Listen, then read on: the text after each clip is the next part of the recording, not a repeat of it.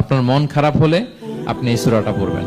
আমাদের এরকম অনেক সময় হয় না যে হতাশ, দেয়ালে পিঠ ঠেকে গেছে, কোনো বের হওয়ার রাস্তা নাই, কই যাব, কোথাও সফলতা নাই, সবাই আমাকে ভুল বুঝতেছে, এরকম মাঝে মাঝে হয় না? আমাদের সবার লাইফে আপস এন্ড ডাউনস আছে।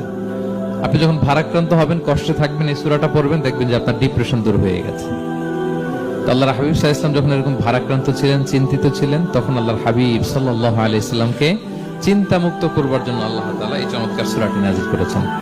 আল্লাহ নাযিল করলেন, আউযু বিল্লাহি মিনাশ শাইতানির রাজিম, বিসমিল্লাহির রহমানির রহিম, ওয়াদ-দুহা ওয়াল লাইলি ইযা সাজা মা ওয়াদ্দাআকা রাব্বুকা ওয়া মা ক্বালা ওয়ালাল আখিরাতু খায়রুল লাকা মিনাল উলা ওয়ালা সাওফা ইউতিকা রাব্বুকা